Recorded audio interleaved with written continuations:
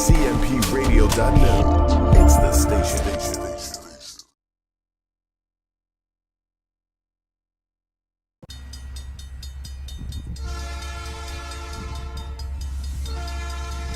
Passengers, this is not a shoe. This is disorder. This is size 10 chaos. Tired of being stuck on 76, 95, 476, 222. You get the picture. Anyway, jump on this train. We've all been stuck in traffic, you know, so you kill time with traffic. You might start to make another phone call, etc. Well, this happened after a 10-car pileup on I-10 in Louisiana. This guy here, Jimmy Jennings, he's making a very solid decision of jumping off a bridge. Jumping off the bridge, and the bridge crossed the Achalaia River, and this is the Basin Bridge off the Achalaia River. He was in the car with someone. He asked him, "Hey, dude, come on and video me while I'm doing this." So he jumped off the bridge and then hit the water. Now, mind you, look at that form as he's leaving the bridge. You're jumping, and that was like a 70-foot drop. He could have easily broke his legs, anything. But here's the best part, though. Said Jennings, I couldn't get back to the bank. I went off the waterfall and I went off the bridge, hit my shoulder. My shoulder started hurting, but I started to swim. I couldn't get back to the bank because the current was way too strong. Yeah, no kidding. And then that's when wildlife agents then began a hours-long search for him.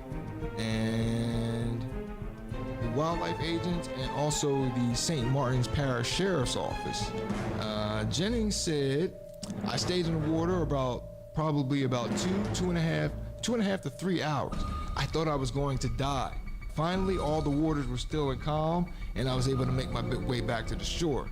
It was pretty crazy to be getting back to the shore," said Jennings. "No, sir, what was pretty crazy was the decision to jump off the bridge in the first place." We must, all of us, on this train of life, remain in our allotted station. It's time for the D train with Darren DeVoue, The divine keeper of the sacred engine.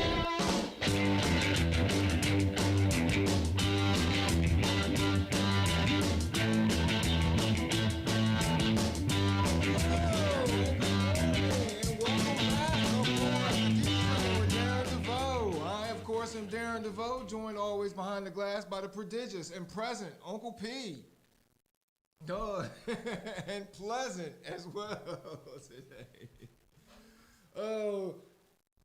Today we're going to be talking about U.S. leaving Afghanistan just for a moment. Also a D.C., some robberies in D.C. They're a little bit above the cuff, as well as, of course, Eagles and Sixers news. Well, touch on Sixers news for a minute. But as always, the D Train is brought to you in part by the Mad Greek. Delicious and fresh American and Greek street food. That's what the Mad Greek specializes in. The best baklava, back in that bad habit. The best baklava you will ever have in your life, as well as a lot of swine. That's very good, even though P is obviously sworn against that. And, I'm sorry. Get the Mad Greek at DoorDash, Uber Eats, or Grubhub. And when you get there, tell them you rode the D train to get there. The Mad Greek, delicious and fresh. All right, P. How you feeling? I'm good. How are you? Oh, that's what's up. I can't complain, man. Can't complain at all. Feeling good like a good man should. So I remember we're getting close to Eagles season. Eagles kick off in 1 week, right? So P and I had this discussion. What was that about games 1? I had a prediction. P wrote it down. Do you recall that, sir? No, I do not recall that. Okay, it's all a blur to him right now. But I predicted that the Eagles would win. How many wins are you, before I say mine, how many are you predicting the Eagles will win, P? 5. Oh, see? Whoa, okay. Because when we were having this debate and I said 6 wins, he gave me He gave me the what for. look, right? Yo, you gave me the what for, wrote it down and what have you. Went up one side of me and down the other. But now, usually it's, good morning, mother. I haven't really looked at the schedule. So. Oh, there's nothing to really see, man. Actually, I was at an Eagles practice the first Eagles practice that was open to the public, right? I'm sitting up there in the stands, and I'm looking at the coaching staff, and I'm looking at these guys, and that was a concern of mine going into the season. I don't know about you folks, but the age of the coaching staff. So I'm seeing the linebackers be run, and I'm like, who's this grad assistant that they're letting be in charge of the backers drills right now? No, that was the linebackers coach. So, it's evident, just from a distance, the youth on this staff, they're probably going to take their lumps this year. But we heard about the big trade, right? With Gardner Minshew, making him the second best mustache gardener in the Philadelphia area. I'm referring, of course, to Jim Gardner. But a lot of folks are taking this as far as controversy. Oh, shoot. Controversy as far as, will this affect Hurts, and is this a move against Hurts, or excuse me, but what they've done over the past two seasons, Eagles front office, Laurie and Roseman, they're feeling themselves a bit because of the success of 2017, but now it's leading to their just overextending hands, throwing the shoulder out because they're reaching a lot and meddling. That's part of the reason I think why the coaching staff is here now, because these young coaching staff that's not going to talk back is like what Doug started to do after his success, and when Roseman and such were trying to tell him how to run the squad, who to play, etc. And so you bring in Sirianni, who this is first job. Mind you, he was their third choice, so no one wanted to come here and be having their shoulder looked over all the time. So that's why Sirianni's here, and Roseman and such, they're going to keep interfering. And, yeah, ugly season. So it's a lot of people, when we get closer to the season, a lot of people, their expectations, they get pumped for the game, so they might say 7 in July. But then as we get to September, they're like, woo, 10 games. With the talent on this team. Okay. Right? Talent on this team. You don't think they can go out there and win? The wide receivers that we have, right? Okay. The running back, the offensive line, the defensive line, the cornerbacks that we've signed. The weakness that I see on this team is the linebackers, right? What linebackers? That's what I'm saying. But if you have an inexperienced coach trying to prove himself, right? This is when everything works for you. When you have not a lot of expectations. Let's go into 2017. Did you think they would win the Super Bowl? Oh no. Right. So there you have it, right? It's when less expectation, right? When the greatest gift of mankind is not looking you right in the face like, this is a great team. How many times have we sat there with the last team? What team was that? It was T.O. It was everybody we signed, Nandim Asamoah, the Dream Team. And what did we do there? Nothing. Right. So, expectations aren't as high as they should be on this team. And that's good for a rookie quarterback coming in, right? And I don't think Gardner Minshew was bought to supplant Hurts. I think he was bought as a real option if Hurts gets hurt or Hurts doesn't provide what he's supposed to provide. Yeah, it's more of a testament to Flacco Absolutely. than anything. Right. Yeah. But I hear what you're saying. However, P, we've seen only, 10 snaps for Hurts throughout this preseason. But you saw him last season, though. And again, a very limited sample size. You're not supposed to see a whole bunch of stuff from your first string quarterback, right? Okay, that's how that works. Cam Newton got cut, and he only had 20 snaps. Right. You know what I'm saying? They're like, nah, we ain't even worried about you no more. And if you look at the AFC East, their quarterbacks, none of their quarterbacks are over the age of 25. Right. 25, 23, 2 22s. Right. So that's real, bro. Well, speaking of older Eagles, Harold Carmichael finally accepted into the Hall of Fame recently. Well deserved. I met him in person once. You ever meet Harold? His hands. Well, Harold Carmichael was tall. He was at the time they made him. At the time, his time in the NFL, coming out of Jackson State, he was 6'7". So he was the tallest wide receiver out there, making catching passes. But his hands more so than his height. I met Harold Carmichael. Look at these. I think these are bear claws, right? Harold Carmichael. I shook his hand, like just enveloped mine, so he could just snatch balls. Congratulations, huh? Pause. Nicely done. I think you need to pause, bro. But yeah, he Snatch balls. congratulations to Mr. Carmichael there. Eagles all timer. Got the Definitely gold jacket. congratulations. Number 17. Yes, sir. Right. I think he's underutilized when it comes to Eagles Hall of Famers, and he should be coaching the team. Coaching the wide receivers, right? Or he at least, was right for a minute. I know he's involved with the organization and right. the way he goes about doing things. But as far as giving players that come out of D2, right, HBCUs, right, he should be there because he came from HBCU, so he could talk about what he had to go through. And back then, what he had to go through was a hell of a lot worse than what a lot of these young men are going through today. So just come in and stake your claim, man. This is what you want. So speaking of former Eagles, Carson Wentz, or that draft pick that the Eagles might get in compensation for him, might not be a first rounder this year. He's probably not vaccinated. So He's not. He definitely the way he talks, he's not. Even I mean, why should he have to be? It's the job.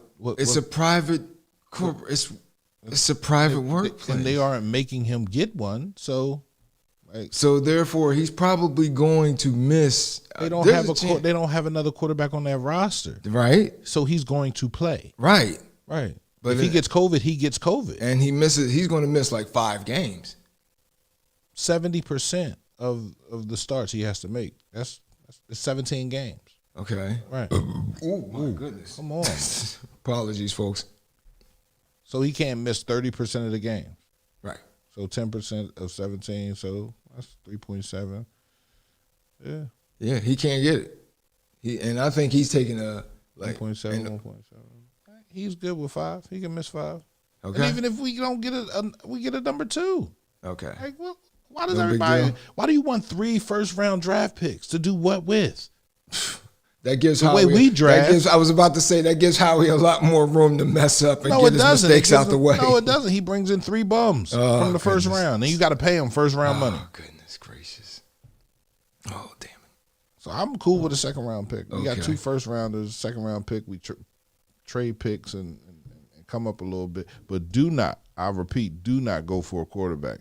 Oh, like let's give Mr. Hurts an opportunity, bro. We gave Carson Wentz 4 years. okay. Right? The last 2 years been absolutely terrible. But there are more like there's too much resources into one position. Right? You drafted Hurts. You need a quarterback, bro. Right. Like there's no team in the NFL that wins without a quarterback. Right. And if you know one, name it. It's been done. It's possible. Where? But you need a defense. You need a defense. Where's the quarterback? What are you doing? Oh, I'm trying to get something out the way. What are you drawing attention to? No, it can be done. I mean, who was that? Name them. The Ravens with Trent Dilfer that 1 year. You know, you have your. He was a game manager. Done. He was still a quarterback. But he was game manager. He was a game manager, right? Exactly. Don't screw this up. Yeah, There you go. And he didn't. And right? Tight end routes, screen passes to the wide receivers or the running backs, right? But if there's I think quarterback is overrated because if there's any position that's dependent on 10 other guys, he's dependent on 10 other guys as opposed to a couple of people. You know what I mean? Like he's dependent on so many. A lot of the quarterbacks success. Why'd you use that example? I'm just saying. You said quarterback's overrated. Tom Brady's overrated. Joe Montana was overrated. No. Joe Terry Montana. Bradshaw was overrated. Okay, there we go. Thank you. No Tom Brady. All right. I mean, your quarterback has to have an eye. He Right. has to have an arm. He has to be able to get the ball. And there's certain spots where you'd be like, if you had the quarterback that played for the Redskins, the Raiders, the big dude, what was his name? Was he overrated? The number 1 pick that the Raiders had at quarterback years ago. Oh, Black Jamarcus dude. Russell. He was overrated, right? But he didn't look that way, right? Man. Right. And then he came in and he stunk the joint up. You feel me? Like, it wasn't about the talent that was around him. It was about him personally. So Okay. I think a lot of quarterbacks, you can see it as overrated, but I don't think they are. Oh. This one is. Carson Wentz definitely. Okay. He said, definitely. Yeah. Oh, did we hear this week the Simmons saying that Ben Simmons, this comes to us from the Philadelphia Inquirer, Ben Simmons saying, it's been hinting at, did he say it directly? He's not reporting, no, of course, reports released through agents, sources, and stuff like that, but that he won't be returning to Philadelphia for the upcoming training camp for this season. Which is good. I love it because at this point in everything, with all the talk that's out there anyway, it reminds me of junior high when I was sitting in the lunchroom and Dacena broke up with me and walked off with Paul. And then I was like, no, I broke up with her.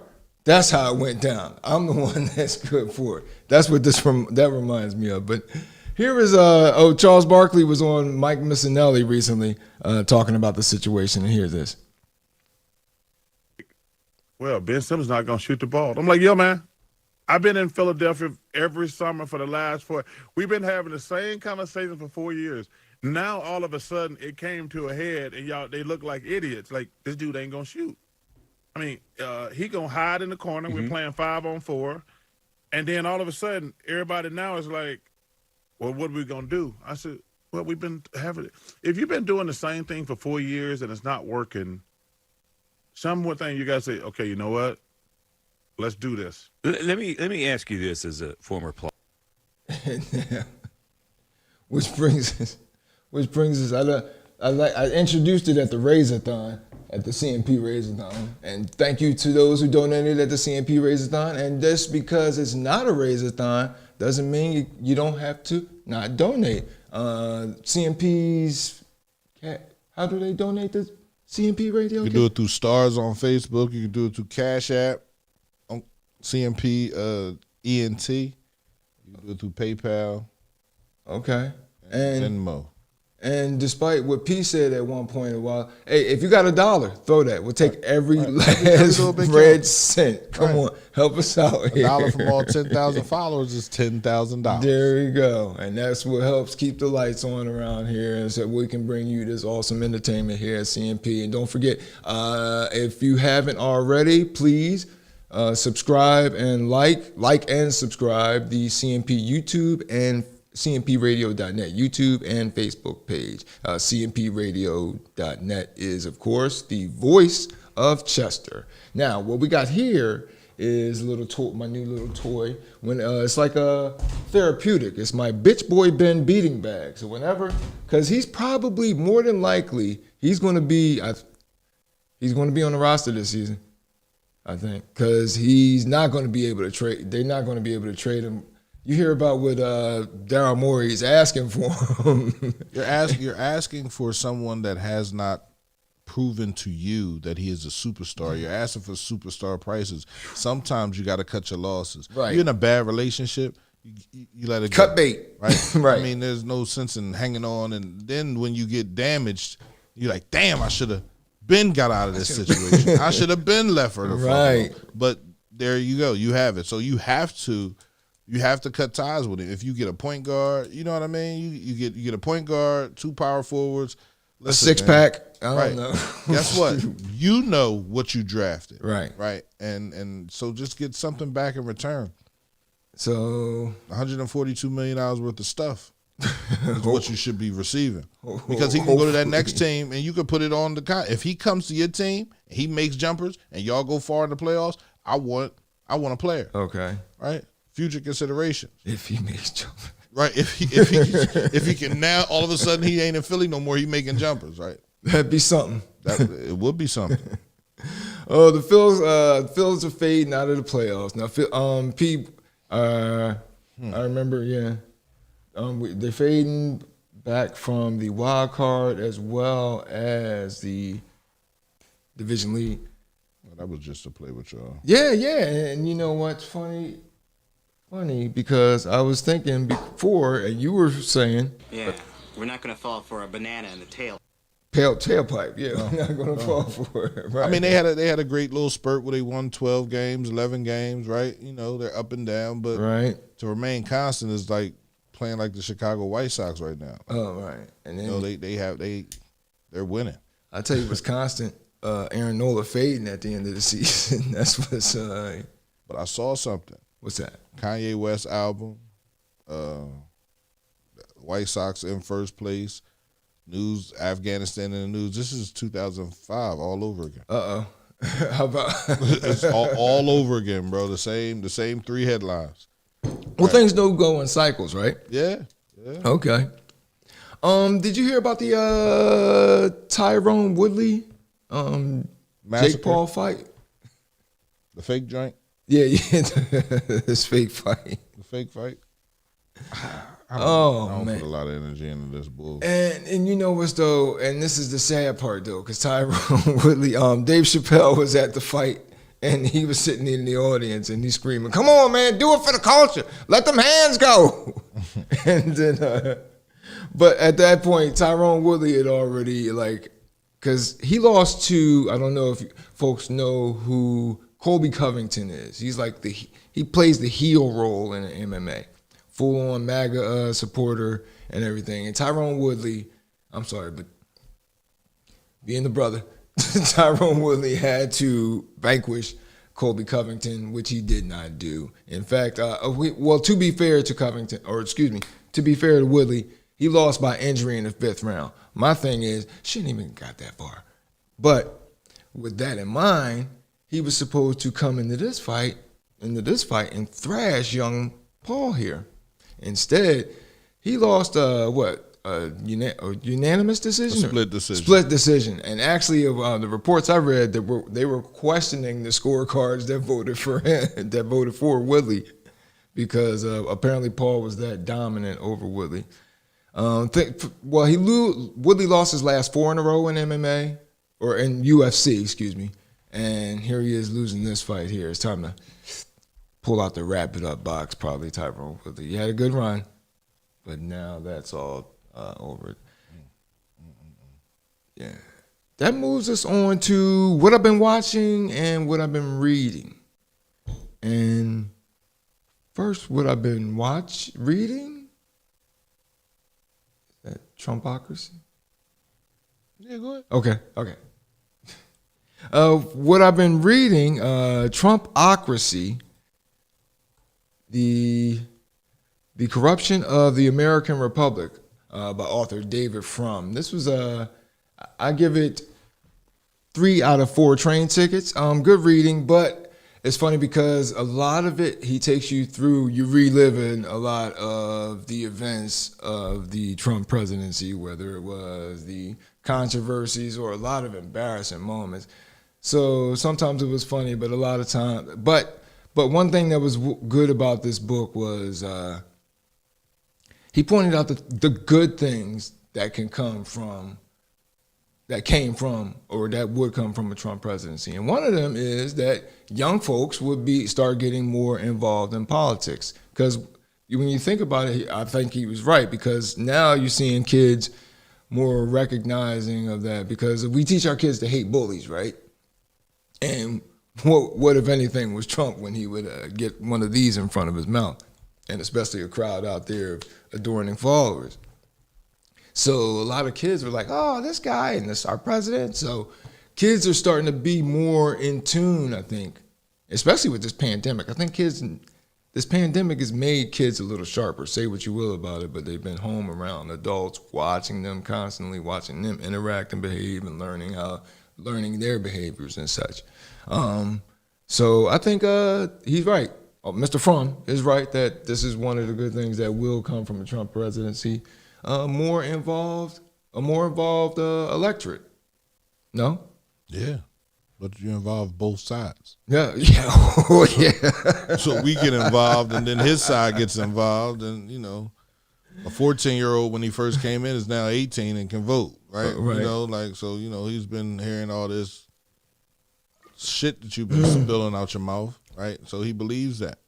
Right. It's difficult, man. It's hard. I think the one thing that Trump did was, you know, he enlightened the believers in the community that you can do anything you want to do, right? What Obama did was let black people know that you can be president. What Trump did was let absolute fools know that you can be president. Right. You don't have to be in politics, right? You can be a president, right? You don't even need the previous job. Right. Just get out there, right. use social media, you know, like question people that are making decisions. Like, no, you're wrong, right? And then say they're not American. You understand what I'm saying? Because they don't believe in what you believe in. You feel me? He laid the groundwork for people that really believe in themselves, right? Because for someone that's a failed businessman, so many bankruptcies, right. so many situations don't work for him, that one or two situations pan out the right way, and he's still a millionaire and a billionaire. So I personally appreciated him over these last 4 years, right? You know, because it was like, this is what we need. We need to see just what happens when they're that racist that they're like, oh, well, we had a black president. Well, anybody could be president. I don't believe you. Trump, go ahead up there and be president. And he was a complete buffoon. It was buffoonery all throughout the whole 4 years. Right, and that's what you're running through in the book too. Yes, all that buffoonery. All that buffoonery, bro. And it was funny. It was funny to look at your bull. Right. Look at your bull. Like, so what? He's a good guy. He's an American. Like, look at him though. Look at the dumbass mistakes he making. Right. And time after time. To see what he said about the Chinese Americans, right, and to see how his base then went and attacked them, right? Yeah. What he said about Mexican immigrants and to see how his base went down there and tried to build that wall, right? To see all the things that he said and to see his base move, it's like, yo, why don't we have that? Right. Oh, right.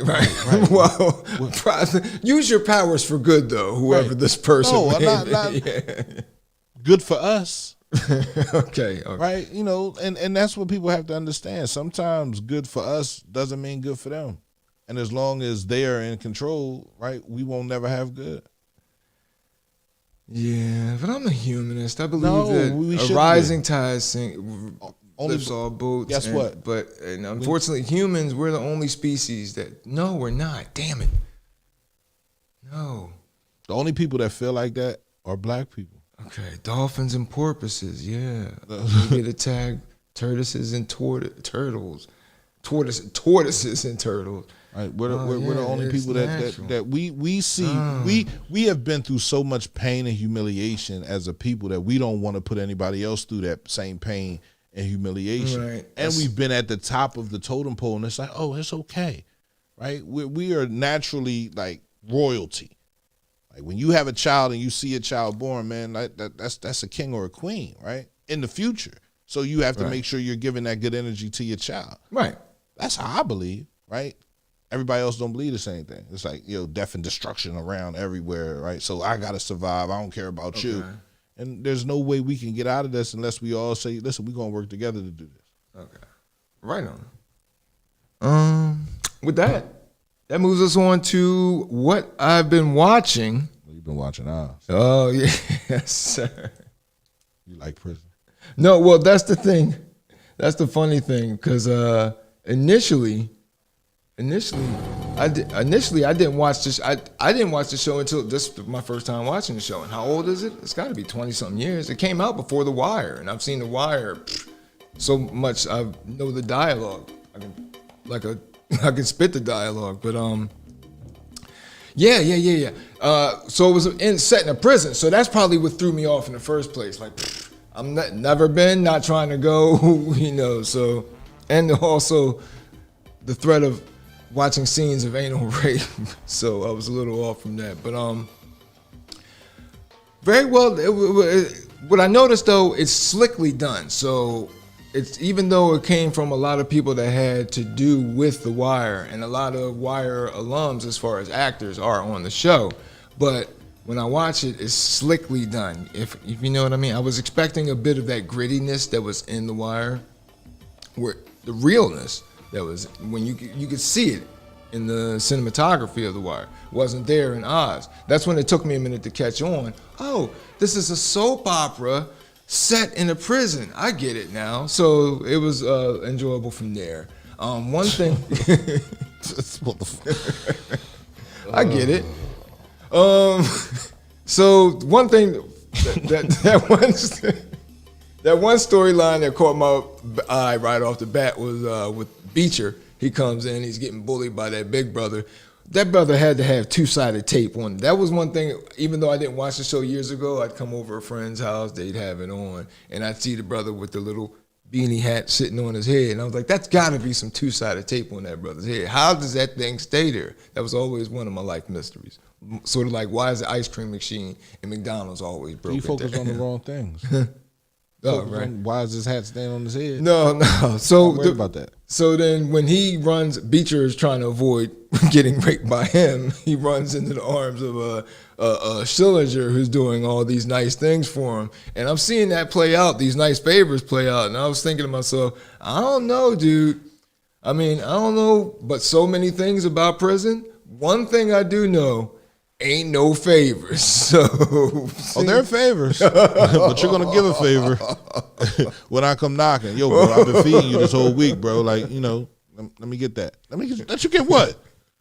Oh yeah, that and well, there was and especially and that's why this is why I say, for instance, that like a soap opera, because for instance, take that character O'Reilly. Mm-hmm. He was a foil. You know, he's a heel on the show. I couldn't stand that character. So by the 5th episode, I thought about how much I hated the character. That's when I was like, he's not going anywhere. Because a lot of people are going to tune in to either watch him do his dirt or in hopes that he will get the shank. So that's why, you know, things like that.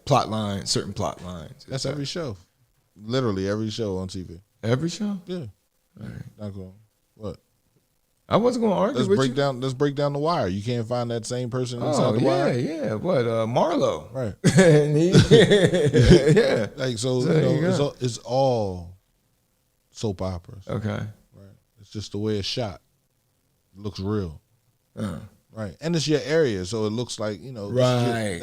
If you're not from prison, you'd be like, yeah, nah, that don't even look right. But, you know, they don't have cameras in prison, so. It's supposed to look like it's not supposed to look right. Okay. But okay. All right. Right on. What now? Go ahead. No. Do you have? No, I watched Oz. Okay. Yeah, please share your, like you saw it back close, much closer to its original. Yeah, I mean when it first came out, you know, it was a show. Right. It was groundbreaking because, you know, I don't know of any show that ever had that setting before that. What, prison? Yeah. I mean, that was a big thing. Movie, sure, but that was a big thing, right? You know, prison made a lot of people money, right? Privatized prison became, and that's what the thing was, right? This is a private prison ran by this company. And they show a lot of that. They, you know, relate that a lot of it in the artistic portions of the show where Augustus is talking, breaking the fourth wall, talking to the audience. Yeah. So it's absolutely, you know, I thought at that time it was good cinema, right? Okay. Yeah, definitely it would be. Yeah. You know, if you got as a culture, not as the world turns. Right. Right. That's a soap opera. Then you have to have as the prison turns. And then also, and take my comments with a grain of salt because I'm saying it with the perspective of watching it at 20-something years, almost 20 years after the show was already aired. So, you know, TV has changed the way we watch TV, the kind of TV shows we watch has changed. So take my comments with a grain of salt, please, P, okay? No, I'm not mad at you. I'm bro. All right, don't try and take the top bunk on me. No, I ain't doing that. No. I ain't doing none of that. I'm good. Oh, don't forget the D Train is brought to you in part by the Mad Greek. Mad Greek located on Chichester Avenue in Boothwyn. Delicious falafel, delicious gyros, the pulled pork sandwich. I stand by, topped with coleslaw. It's the eggplant fries. You can't go wrong. Dip them in marinara. I'm about to go there. I'm about to go there later on now. Just talk myself into it. The Mad Greek, get them on DoorDash, Uber Eats, or Grubhub. And when you get there, tell them you rode the D train there. The Mad Greek, delicious and fresh.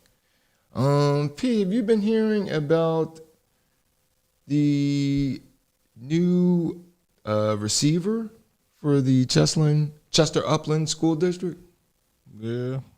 Yeah. Now, this situation, Nafis Nichols? Okay. Now I'm down with him right there. So far he's got a name that's an alliteration like Darren DeVoue. So far, all right, it's cool. Black man, all right, I'm down with him. I mean, look at that. Does that brother know how to pose with a podium or what? I mean, look at that smile. He's right on. Okay, I'm down with him so far as the new receiver of Chester School District. Mind you, I am a Philadelphia transplant.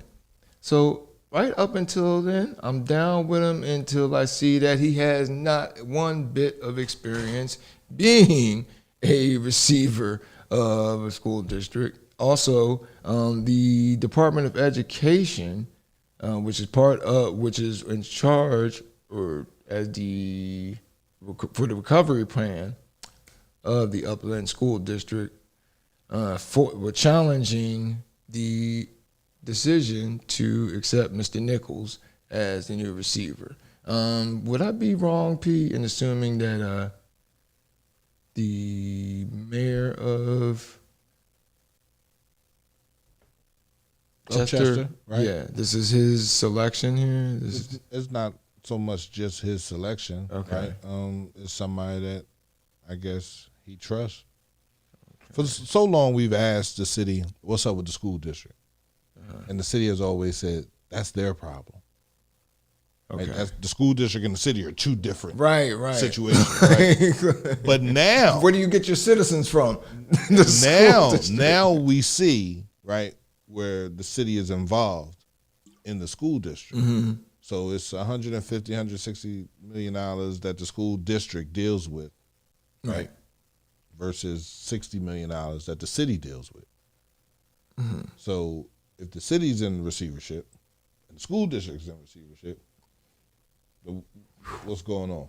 But I do understand a receiver being from the city of Chester, a receiver being educated in Chester Upland School District, a receiver understanding, the highways and byways of the city of Chester. What I don't like is the fact that he doesn't have any educational background, right? So what are you what's your plan? Is he gonna come in like a business and start Right. cutting everything that's already been cut to the bone? That happened last year, right? That happened last year. A lot of teachers were fired, a lot of people were fired, and everybody was like, we got to get rid of these people, right? The superintendent had to go. She came in for a year.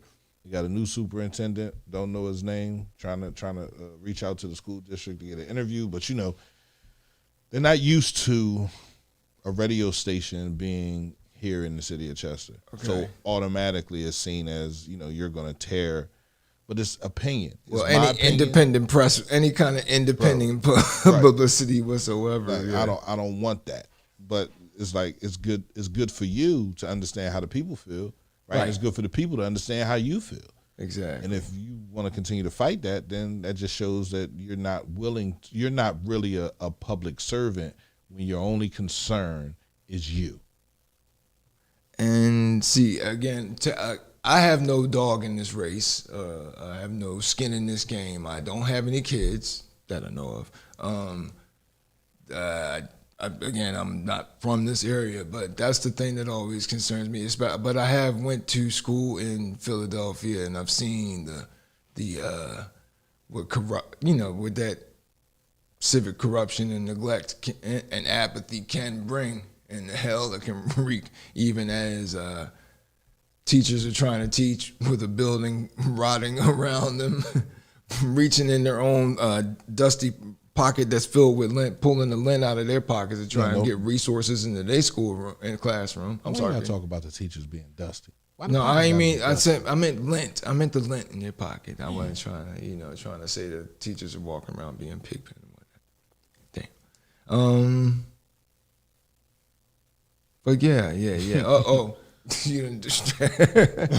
But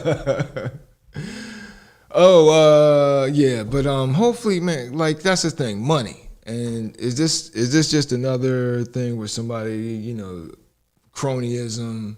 Somebody gets a check, and then so that way they can have more stuff while the future, hopefully that is the overall result, is an improvement for the youth, for the attend this Chester Upland School District, and which is a improvement for the future of Chester. But again, that moves us on our next story. Yeah, this comes to us from the Inquirer. Satellites have found methane plumes over the Midwest caused by energy transfers. These pipelines are superwarming greenhouse gas methane is spotted over the Midwest. U.S. pipeline giant Energy Transfer said the releases were triggered by routine work. Got me to thinking about this because methane releases at pipelines, and what are they on 9th Street? What's it turn into as you go south? 9th Street turns into 13. Just 13. There we go. And you see all the real work there that they're doing with that pipeline. So, if there's a satellite, now the satellite was pointed over the Midwest United States, but it'd be curious. I'm curious to see what would happen if they pointed it over southeastern Pennsylvania. Many global oil and gas operators have said they are committed to reducing the methane intensity of their operations by cutting back on intentional emissions of the greenhouse gas. Obviously, the industry is under pressure now. Plus, we're getting better. Our technology making electric cars. We even got electric buses, but we mentioned it before. We got to work on those batteries, and because the batteries so far have not been able to sustain the trip or the power needed to get the vehicle up hills. What electric cars are these? Trucks. Well, SEPTA buses. We talked about the SEPTA buses. They were having trouble with the electric SEPTA buses. They need bigger batteries. Right. Man, side note, I actually broke down last week. I drive, well, as I mentioned multiple times, my primary job is driving for Amazon. And so, my primary job is delivering packages for Amazon. So I'm out in this UPS type van. And sure enough, it said the battery goes kaput. And I look up under there. She's got 2 big batteries sitting right up under the step. But yeah, even still, that's a lot of weight that thing's hauling. So you need 2 batteries just to haul packages around. And that didn't get the job done. So let alone kind of battery you're going to need. Yeah, and what kind of battery you're going to need to haul people around for? I mean, you're going to have to stop until someone comes up with a battery that lasts, for so many miles. Right. So many miles. It's a lot of stuff that goes into a SEPTA bus. So I could just imagine how much fuel is on a SEPTA bus. Because I've never seen a SEPTA bus at a regular bus, like at a gas station. Right. Never, right? So if you've never seen a SEPTA bus at a gas station, then you understand that there's quite a lot of fuel in a SEPTA bus. If the fuel lasts for 8 hours, right? And the driver is running for 8 hours, then you need, electricity to flow through that thing for at least 10.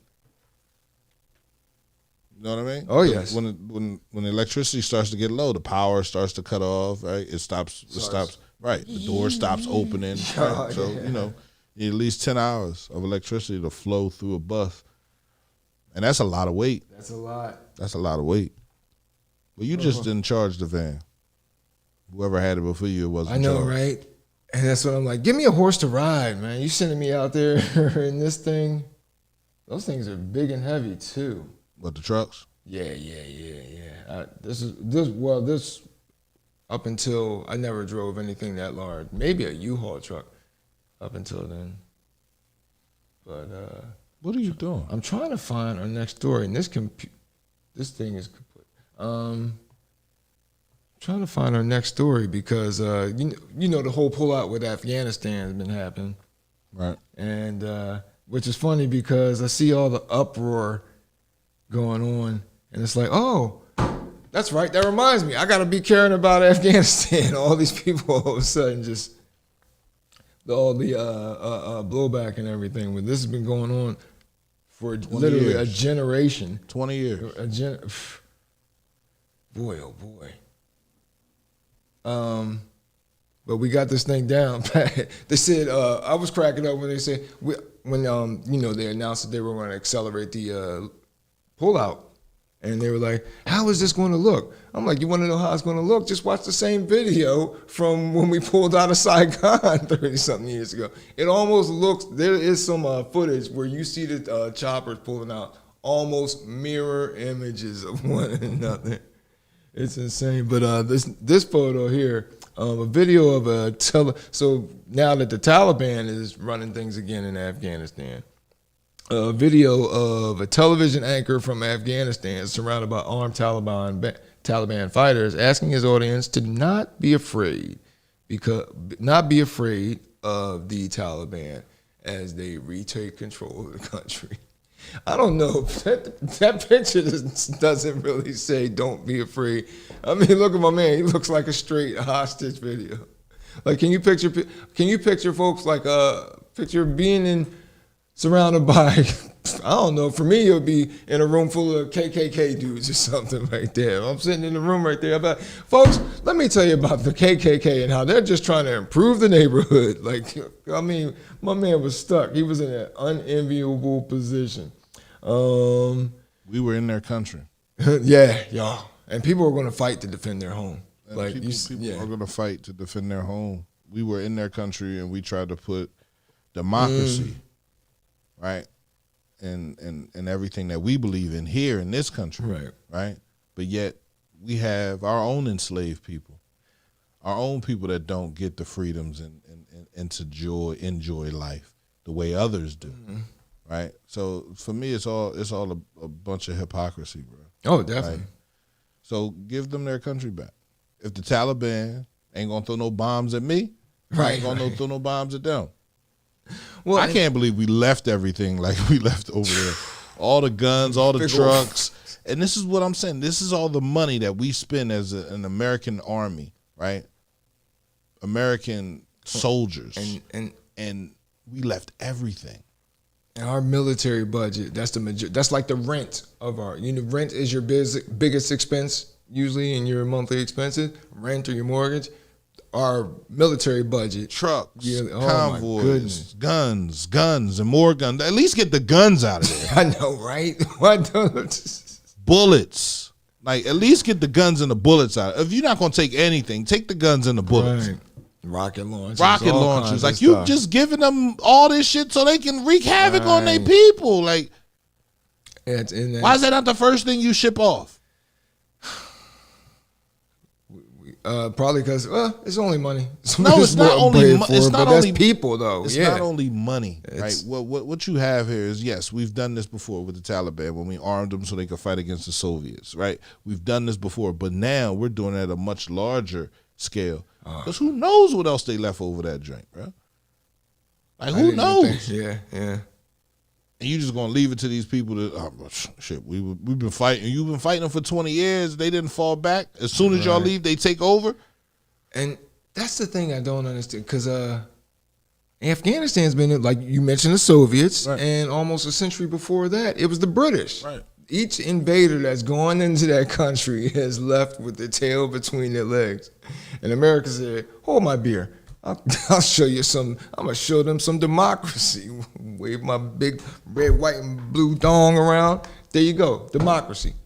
No. No, as soon as you leave. Right. Everybody that was with democracy, I'm popping up. I'm cutting off heads. Islamic rule, right? It just is what it is. So just back up and let them do their thing. Because don't nobody come over here in America and tell you how to treat your black people. I wish Africa would come over here and say, no, y'all not treating your black people right. No, you get a slice of the cake, he get a slice of the cake too. Who are you to go over there and tell them people how to do that? Right. But, that's just me. Oh, that moves us on to our next story. You heard about, speaking of America and telling people. So we've heard about all the election fraud in elections, misinformation that's out there. And so it's being capitalized a lot by the Republican Party. Or excuse me, by people on the far right, not the Republican Party, but the far right. What's the far right? The extreme of the Republican Party. Not that Trump would be the head of the extreme of the Republican Party. So they're in control right now. Literally. Yeah, how about that? Because this guy, his name is, here we go. Representative Madison Cawthorn.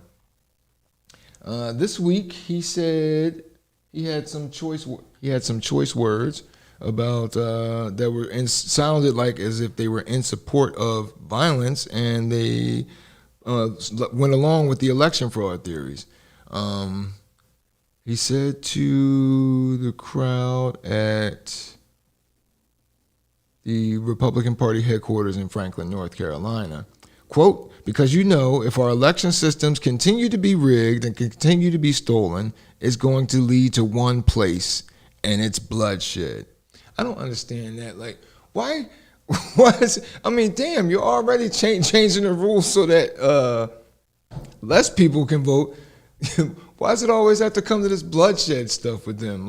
Like they see themselves as the new founding fathers, revolutionaries, etc. But he was rebuked. A video of Cawthorn's remarks were posted to the county party on Facebook, but they since been taken down. Cawthorn went on to say, I will tell you, as much as I am willing to defend our liberty at all costs, there's nothing that I would dread doing more than having to pick up arms against a fellow American. Because they voted for a different party than you? Jesus, is that where we're going to? I mean, that's where it's been going for the last 10 years. And that's why I say, if you have a son or a daughter, the best thing you could do, right, is take your child to the gun range so they know how to use a gun, and then buy a couple guns and make sure they're in the house and they're safe. Because when this is going to get to that point, because you have so many like critical pieces that are unstable, and when you have that many critical pieces inside of government that are unstable, the whole thing's going to fall apart. Way too many. Right now they're trying to redo January 6th. Oh yeah, right. And they're trying to bring people back out to protest. The fact that they've arrested people, but those people have not been charged with anything serious. Right? How about that? I'm like, too bad you weren't protesting police brutality. Your charges would have been a hell of a lot harder. So they pleaded guilty to lesser charges like misdemeanor assault. Others were convicted of civil disorder. These are the people that have been charged for January 6th. Meanwhile, the people that were out protesting against police brutality, right? They've 27 months. That's the average. 27 months in prison. And at least 10 people have been sentenced to 5 years or more in prison. Right? And these are people that, that were just out there. Right. Not on the ground, not on federal grounds. How come they're not getting hit with felony? Like I would assume felony, but not on federal grounds. Basically attacking your own country. They're just some white people that are upset. Yeah. Right? You haven't really done anything to them. They were just a little agitated by Trump, right? Meanwhile, on the police brutality side, shoot them niggas. Yeah. This is what we do. We send them to jail. They go to jail. And that's why people get so frustrated. And this is why I say until you spaz out on a bully, bro, you continue to be bullied. Right. You can't be nice to a bully. You can help a bully across the street. You can help him pick up his. He's still gonna turn around and bully you until you smack him in the face and say, "Yo, we could do this. We could keep doing this all day." I tell my daughters, man, listen, the first person that come up to you, it's like going to jail. I would suggest beating someone up on the first day. I would suggest you talk to him as nice as you possibly can. My son did it in kindergarten. Little boy tried to stick something up his nose. He pulled the bull to the side. He said, "Man, I will cut your head off and burn your house down if you even attempt." That little boy then ran to the teacher like, "Oh, JP talk about crazy." Because at the time we were watching kung fu movies and we had just experienced a house fire. So he know how it felt. Okay. So he's like, "Yo, I'll burn your house down and cut your head off, bro. Like, don't stick that up my nose." It's just that simple. It's pretty descriptive. Yes, it is. You say how you feel. I don't want to have to hurt you. I told my daughters, you got to punch somebody in the throat, punch them in the throat. They can't breathe, they can't fight. Right. How about that? So punch them in the throat real quick, bang. Right? And then look at them and say, "Listen, we don't have to do this. Like, we could be friends, but it's up to you to choose." Right. Not right here ain't soft. There you go. Yeah. And we don't do that. We have never, ever done that. And when we tried to do it, the Black Panther Party, right? Shut that down. They dismantled that quick. So, if you don't care enough about yourself to say, "Yo, you're not going to keep doing this to my brother. You're not going to keep doing this to my sister, to my father, to my uncle." Like, this is generations of this shit going on. And you know what? It's funny because you said the difference between how protesting police, those who were prosecuted, whether it was for the difference between those who have been the punishments meted out for those who have been prosecuted for protesting police brutality and for an election that you want to say they stole. That wasn't even true. Like, you're marching on something that wasn't even true. If you want to talk about somebody stealing an election, Bush did it when he did it against Gore. Right? Somebody stealing an election. Like, there's so many things that we could sit and say are wrong, but we don't because we just want things to keep on moving. Get along. COVID showed us something that can happen in this country. Number one, we know they got money. They've been giving out money for the past year and a half, right? We know they got money. So come on, give us our reparations. Right. Number two is acknowledge the things that you have done as a country to Black people. Right? Acknowledge what you've done, what your ancestors have done in Britain and everywhere else to our homeland of Africa. Right? Acknowledge that, say that, and pay us back our money. You owe us at least $700 quadrillion dollars, and we need that. Right, all that, all of it. So we were talking about the privilege that plays out, right? I listen to this I listen to a lot of true crime podcasts, and you see it when how many serial killers that the cops have in their hands. They have at least not enough maybe to charge them, but at least why don't you sit down here with us for a little while and we'll talk about this, because they turn around and you're a white male, so we're going to give you the benefit of the doubt and go ahead on out there. And he commits 3 or 4 more murders until they freaking get him. It plays out in so many ways. But like, for instance, look at Representative Cawthorn here. Right. He's talking like that, talking all Clint Eastwood from a wheelchair. I'm like, I guarantee you, he has a shotgun on his wheelchair. He still got his arms, bro. You don't need feet to shoot a gun, bro. You don't need feet to shoot a gun. Yeah. Like, literally, he will hop out of his wheelchair, hop onto the ground, and shoot somebody. That's just how it works. Right? That's how it works, bro. So, I want my Black people to protect themselves. And everybody says, and they've pushed the narrative where they say guns are dangerous. Right. The more guns you have, the more chance you have of being shot. Yeah. The less guns you have, the more chance you have of being shot. Right? If we don't do it right, our children will continue to be victimized and used because we're not teaching them how to shoot guns. Once you show somebody the power that's inside of a gun, they're not going to use it for the dumb stuff that they use it for, right? It's kind of scary. Go ahead. I'm sorry. You said what? I said he's kind of scaring me. It's not scary. It shouldn't scare you. If you take your child at a young age to a gun range and have him shoot the gun, he sees that there's power in the gun, right? Mm-hmm. That should scare him to say, all right, this gun is powerful. I don't need to use it in against my people for no reason. Now, if someone's breaking into your house, absolutely. They're for the uninvited guests. For the uninvited. Somebody's out front of your house and they threatening your house. You should fire the gun in the air and you say, the next one's going right between your eyes. Right. You know what I'm saying? Like, my problem with guns is a lot of people keep them out for the invited guests. There was a story recently, a woman shot her, it was while we were on break, so a woman shot her cousin. Black or white? Playing with a... black or white? Black. Right.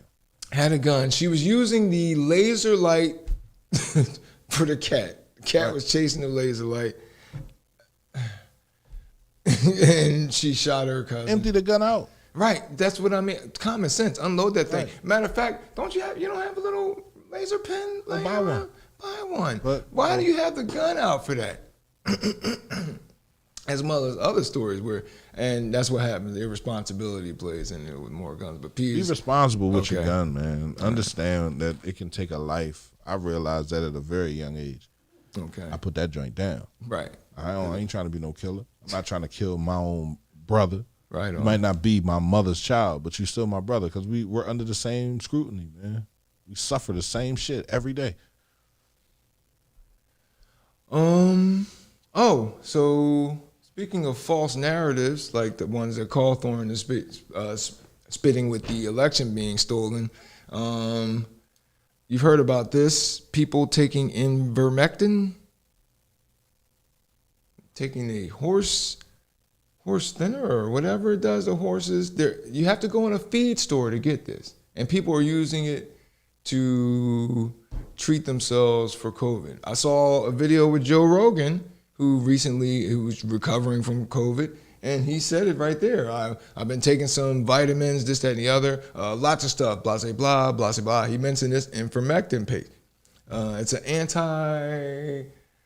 Remove worms and bots with a single dose. Not using for that oral use in horses only.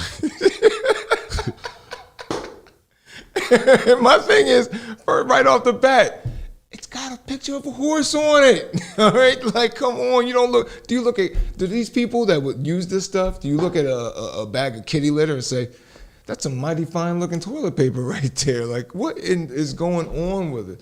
I gotta look. I'm looking for these people's minds because they done lost it.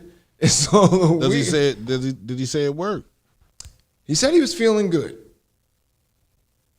But he also mentioned he was taking a whole bunch of stuff too. We can see the inside of our bodies. Like, it's crazy, bro. Oh. I'm trying to get a colonoscopy. I know, we're at that age. Yeah, I'm 40, 41. I'm getting that joint done. Give me some insurance and get that joint done. Seriously. I can't afford that. Yeah, that organ, that prostate's a tricky organ too. I can't afford it. Because they tell me I got prostate cancer. I'm like, all right, how long I got to live? Because I don't want no treatments, bro. Oh yeah, as previously has been discussed on this show. I'm not doing no cancer treatments. I'm not doing none of that stuff. Because, it's God. God gave it to me. So God wants me to die. This is how I'm going to die. I'm going out like this. You got 6 months. Thank you. Go rob me a couple banks. Appreciate it. You feel me? Rob me a couple banks. You feel me? I mean, and chill out.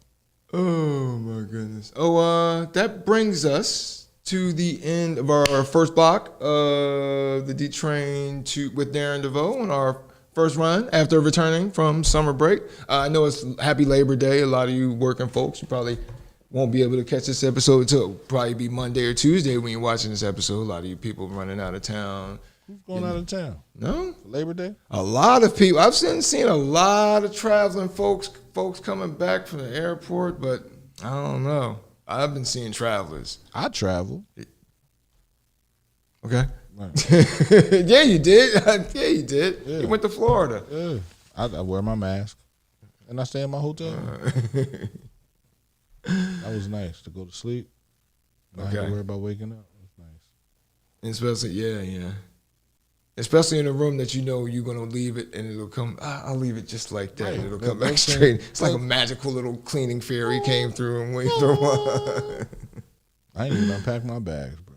Oh. Like literally. Oh wow. Yeah. Okay.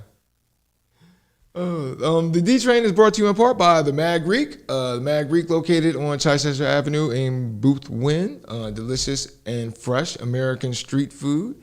Try their gyros, their falafel. I stand by. Oh, they also have many other things on there. It's great. It's a BYOB as well, so you can go in there.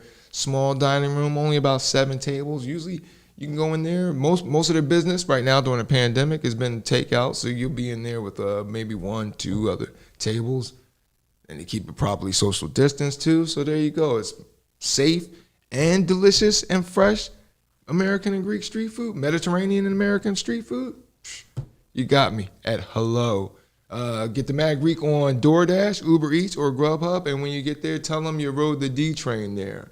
Coming up on our next block, we're going to talk about the suspect in a bowling alley shooting arrested in Delco, as well as series of robberies down in D.C. that we need to talk to on real quick.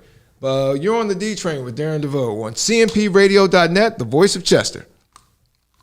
We are not going to intentionally destroy one of our own trains, not when we can still stop it. We are not ramping down. We're just getting started. Nothing stops this train. Nothing.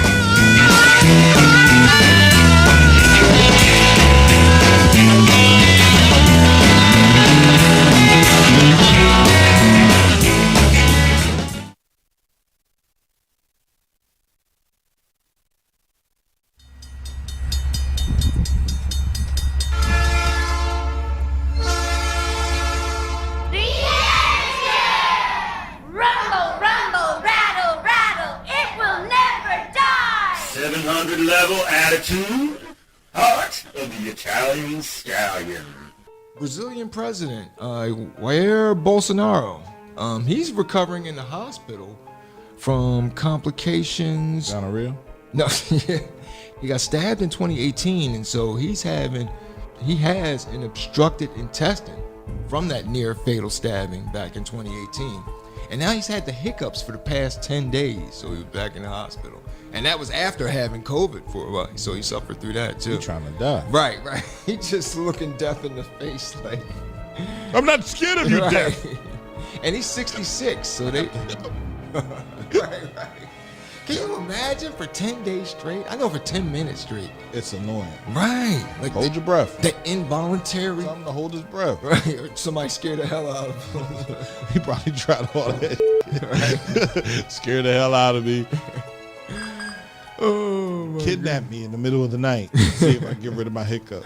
What happens if the engine stops? We all freeze and die. But will it stop or will it stop? No! It's the D Train with Darren DeVoue.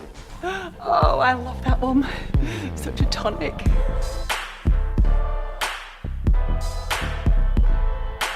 You're back on the D Train with Darren DeVoue on cmpradio.net, the voice of Chester, joined behind the glass by my man, as always, the big bear, Cuddly as all. Man, Uncle P. Huh? Cuddly, yeah. I mean, I don't want to cuddle with you. I don't but you ever want to hear you say that I'm cuddly. Right? Right. Yeah, that's not good. I wasn't implying that I want to cuddle. I'm just saying that's how people read it. Okay, really? Yeah. Damn. Your description of me is cuddly. How would you know that he's cuddly? Because you know, I'm not cuddly. I bite. You didn't give me a chance to answer the question after you asked. Oh, I did not know that the Watuchi were biters. Ace Ventura too. I don't know nothing about. See you in your white comedy. Oh, here we go. What college did you go to? Mansfield University, the Harvard of Pennsylvania. Where is that located?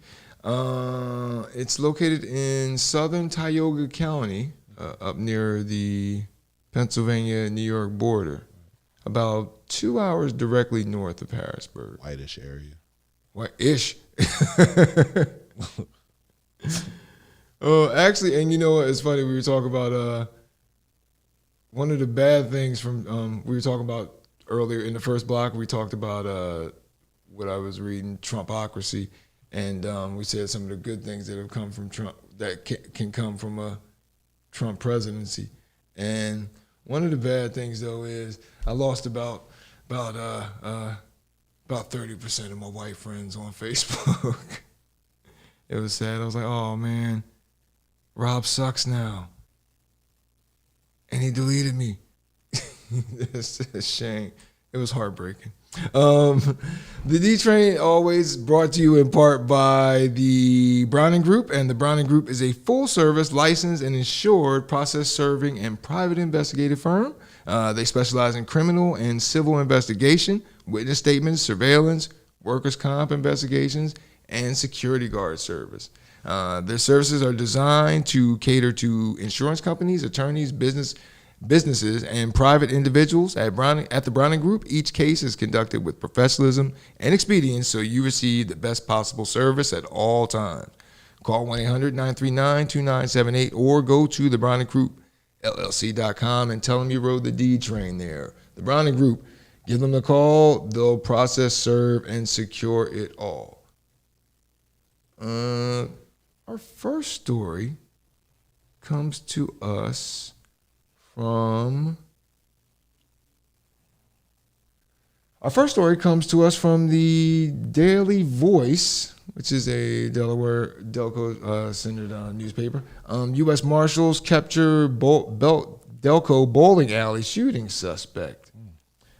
This gentleman, this is Jamil D. Winder, and he's accused of firing shots at the mother of his child at a bowling alley in the Wynwood Lanes on the 2200 block of Haverford Road. Oh, he loved her.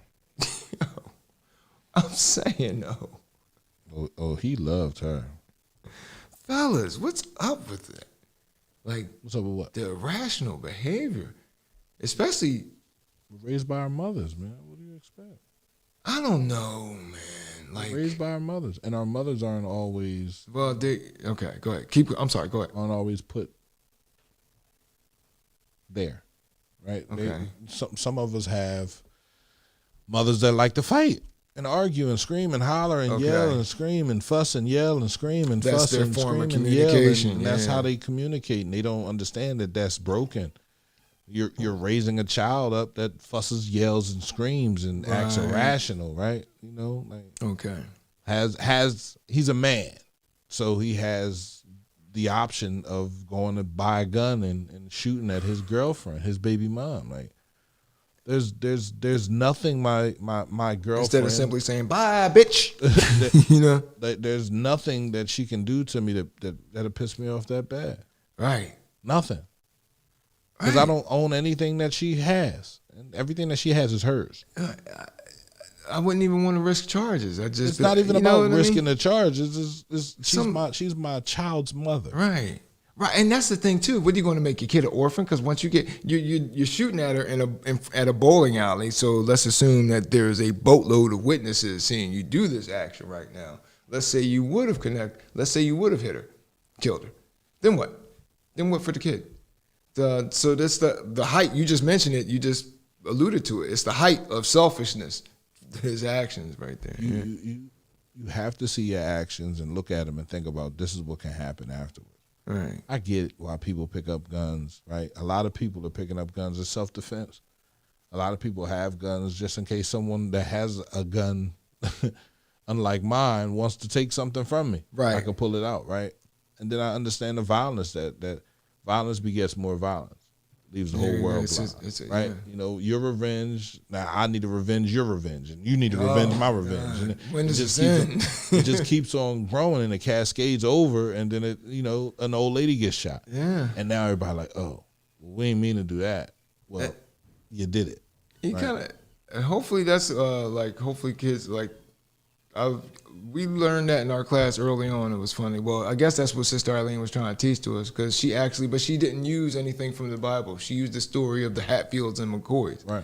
And we were sitting there reading it on and on to the point where we got to near the end, and you're like, you cats still deal with, like, y'all can't just say, man, forget that cat. Right. Because if I do something to you Uh-huh. and you want revenge, you do something to me. Then I want revenge for what you did to me. Then you want revenge for what I did to you. We'll be here and all then, day. And then listen, it just keeps Yeah, on going, yeah. right? The generation, and it's like at some point someone has to say, ho. I didn't do anything to you. Right. I'm beefing with you because my uncle used to be. I don't have nothing to do with none of this shit. I want out. Like, let's go to Great Adventures together. Let's take our communities to Great Adventures. Let's do something together to show people. Or that we don't have bowling a beef. alley. And if we have go bowling. and if we have a beef, then we step in the ring and we fight it out. All right. The child was not at the scene, thankfully, so she didn't get to see Daddy busting him off at mommy. And she was just talking to somebody else. Probably. And his pride was that hurt. And that's the thing too. I'm sorry to be vulgar. I know my mom's watching, but look, fellas, they all come with a vagina pre-installed. You can go get another one. All right, it's okay. I know I've had my share of not liking that. You know, the woman that I'm talking to is talking to someone else, and I've done some things. Okay. Right, some catty shit, some sad shit. I ain't doing that shit no more. Okay. I ain't pulling no gun out and shooting Right. her first and foremost. This is why I'm upset.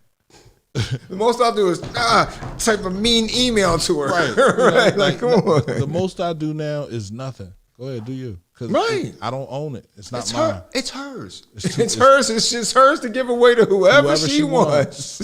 Right. There you go. That's It's just the that world. Go simple. ahead.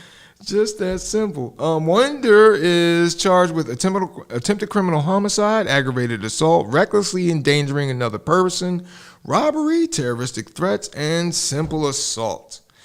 He's held at Delaware County Prison on $750,000 cash bail. Oof. There was our next story. This next story is highly hold on, let's see here. Can I?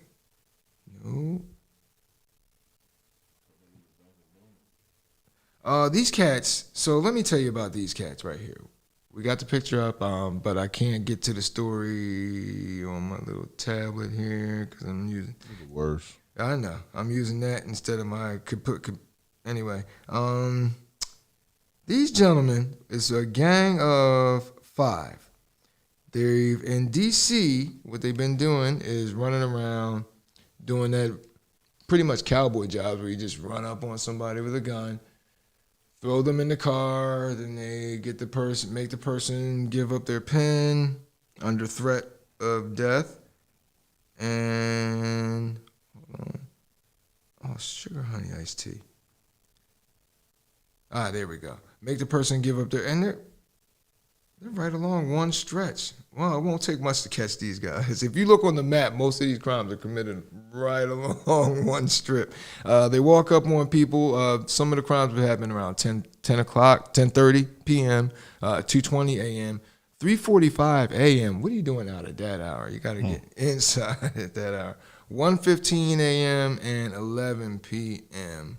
All in late August. All in the past from August 25th till August 28th, August 24th through August 28th. 5 robberies in total. Of course, they kidnap the person. So federal charge there. Kidnap the person, take them to the ATM, then they use the ATM to empty their accounts. They also take their licenses and their phones. Now, P, what would be the point of taking their license? Who? These guys, this gang of 5 right here. They get the driver's license. You can cash a check in their name. You can find out where they live. All right. So you can rob my house too? Oh, son of a bitch! Right? Yeah. Oh my God. And then that way you don't tell anybody. So my thing here is, hold on. I had it earlier. The amounts that they have got. So, okay, there's 5 of you, right? 5 of you doing this. All right. Now, we've done this. We've done this before with criminal math with the ATM explosions, right? Mm-hmm. And so they got 1,401. 5 robberies. So we got 1,401, 600 in the other. That's 2,000. Okay. Then we got 50 in one and another one. Okay. Okay, 50. All right, so what are we at? We're at 2,000, or wait. Yeah, 1,400, 2,500, or no, now another 500. So 2,550. 2,550. 2,550 plus another 400. 2,500. So not even $3,000, right? 3,000. I was told there'd be no math. I was never any good at it. But Pete, can we real quick? Can you divide 2,950 or no 2,950 divided by 5? It's like 20. 2,950. 20. Yeah, 2,000. $590. Get a job. Just get a regular old job. It's so much easier. I know it sucks. You're gonna have a schedule to keep. If you rob three or four people, that's $1,800 a night. You have to be active. But yeah, and which increases your chance of getting caught. Not if you do it right. And they're in D.C., which has strict gun laws, so they're already up the hill when they get. Yeah, when they get when caught. they eventually they're going to get caught.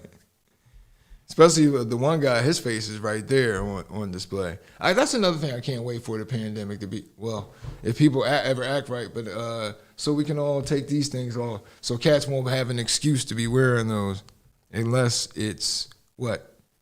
Unless it's November. Wait, what am I talking about? But the way we're going, all year's about to be summer.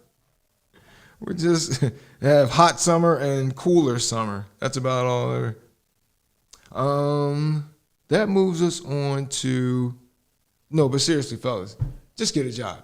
Also, you know what? Because you risk doing this the way you are, you're risking prison, right?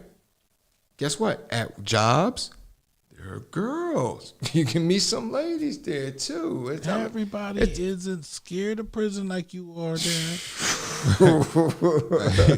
It's not just the anal rape that I'm terrified of, but also being locked up and not being able to do as I feel. Go to the refrigerator. When you're young, it's a game. It's funny. It's just a part of the culture.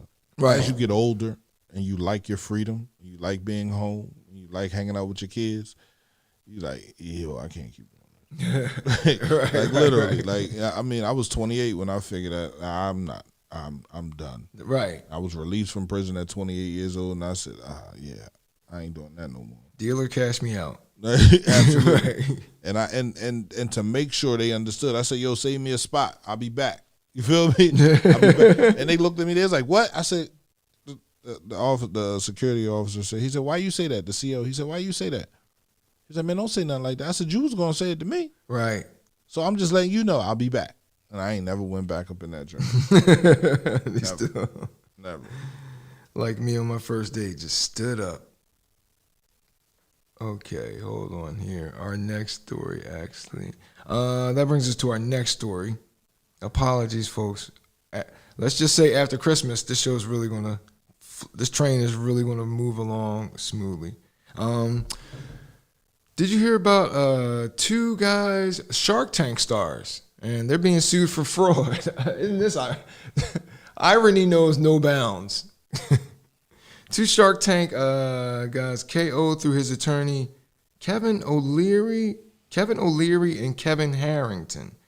They're being sued for fraud. Apparently, they were steering people. About 20 people are suing them in a class action suit, each saying O'Leary and Harrington played roles in what was a brazen scam to defraud hardworking entrepreneurs. So, according to the lawsuit obtained by TMZ, so you know it's true, O'Leary and Harrington steered investors and entrepreneurs to hire one of two companies, Inventure X or Ideazyme, to handle crowdfunding for their startups. In the suit, the folks who claim they got scammed say they were promised help raising funds for the businesses, and some say the prospect of appearing on Shark Tank was dangled right in front of them. So, get it, bait and sharking? Never mind. Anyway, but once they paid the money to the companies endorsed by these Shark Tank stars, they got little, if nothing, in return aside from the bill. What's more, the suit claims crowdfunding companies O'Leary allegedly endorsed might not even exist at all, and suspect it may be a big predatory fraud scheme. While 20 people are suing O'Leary and Harrington, these folks claim they are just a small fraction of hundreds, if not thousands of folks who fell victim to the scam. It's funny how being on TV gives somebody authority like that, though, a lot of the time. We're in that visual age where he's got to be true. He's on TV. He knows what he's doing. Yeah, they be lying. Yeah. They be lying. Oh my goodness. Pete, there's a video down at the bottom.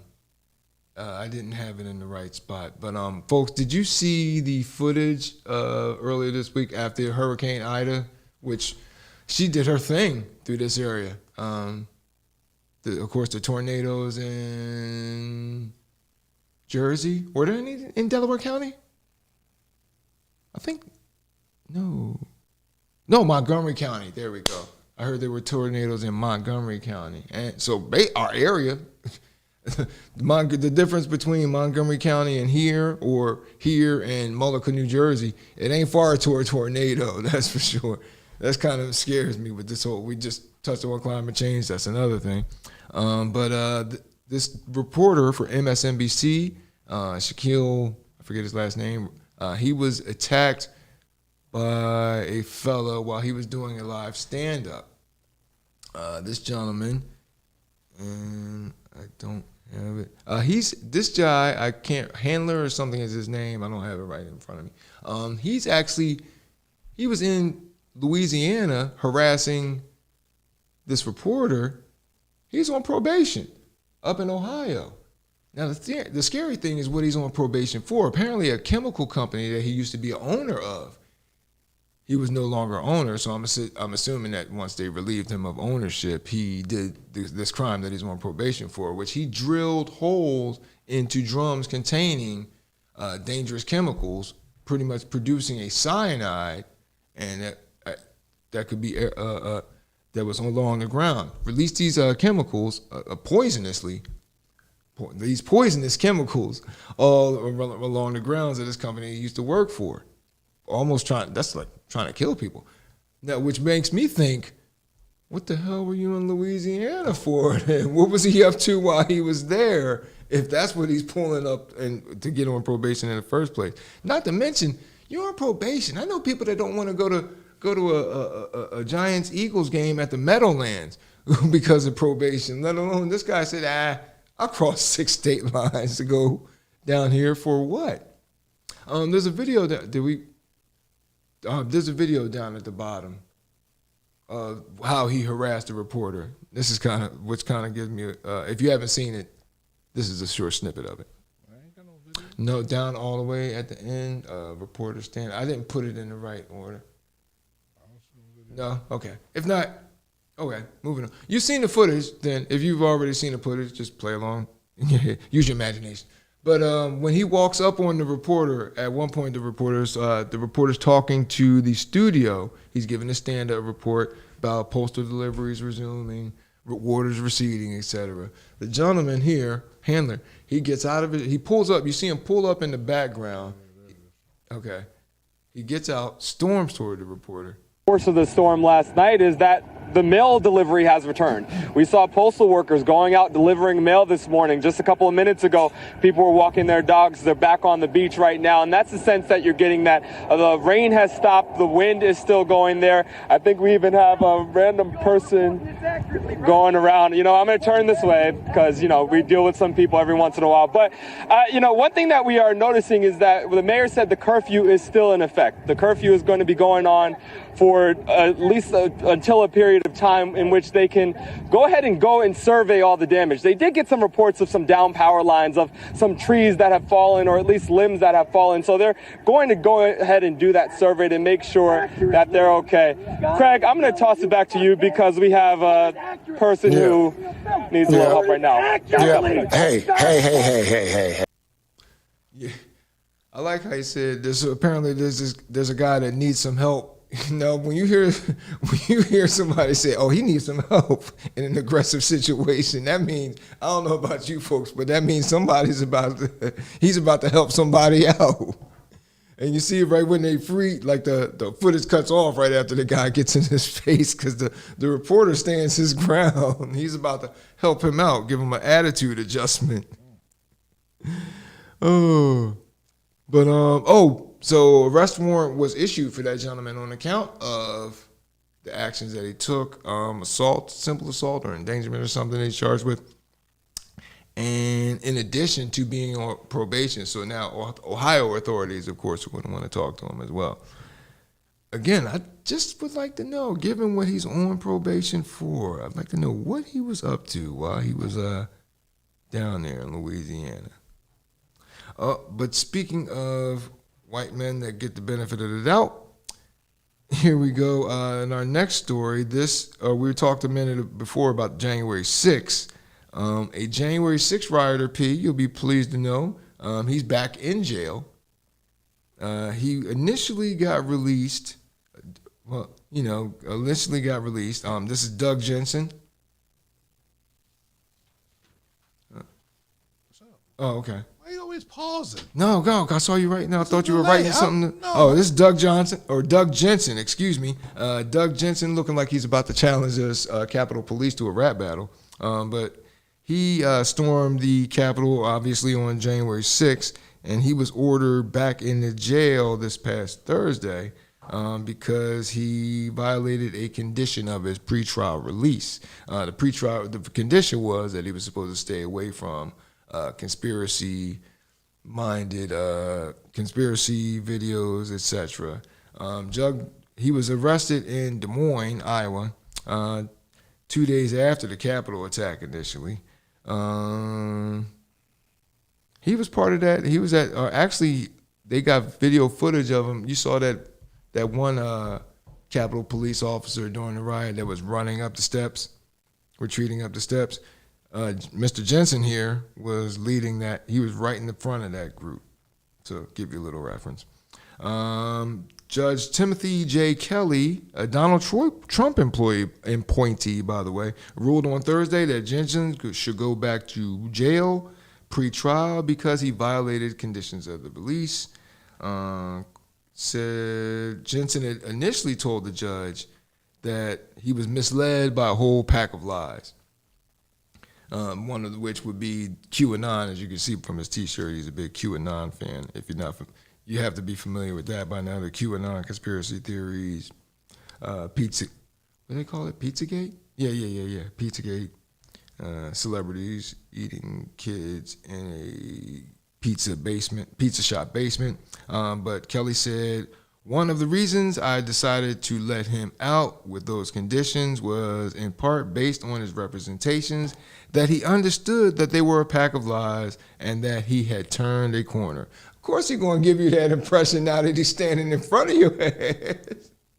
Oh, yeah. Your Honor, now that I'm standing here in court with these cuffs on, I'd like to say that I have learned the error of my ways. Damn right.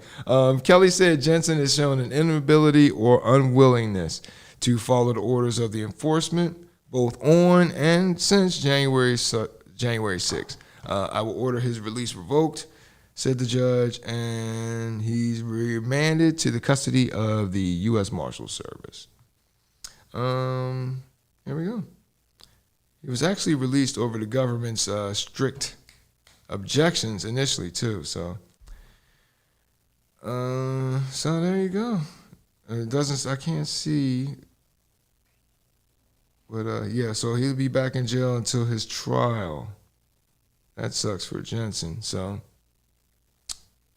but like we said, we talked about the riots, not riots, but the protests.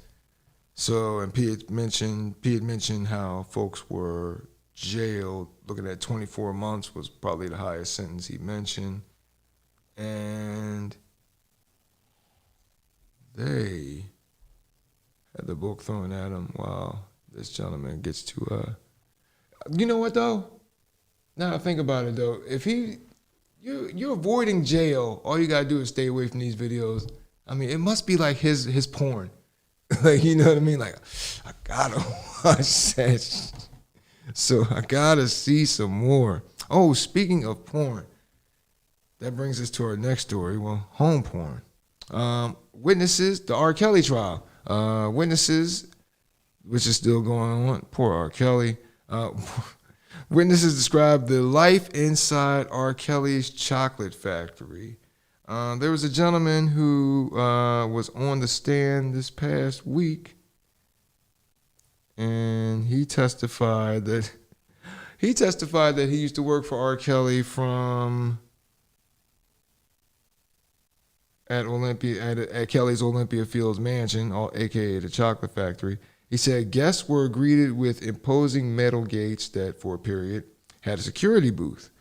And Anthony Navarro, he worked as a runner to Kelly starting in 2007. Now owns his own recording studio. Described his time working at the secluded mansion as strange. Said Navarro, it was also almost like the Twilight Zone. When you get to the gate, you're in a different part of the world. Workers in the house or guards at the gate would monitor incoming guests and sometimes copies of their IDs, according to testimony from former studio manager Tom Arnold on Thursday. Copies of their IDs as well as NDAs. You're going to try and get their phones too? Like, woo.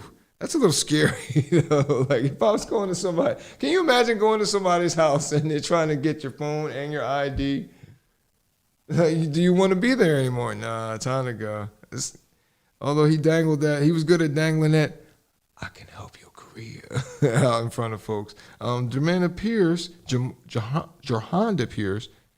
Pace testified that when she was 16 years old, she began coming to Kelly's home, alleged that he sexually abused her, and spent that time in a room called the Mirror Room, which had mirrors on the floor and ceiling.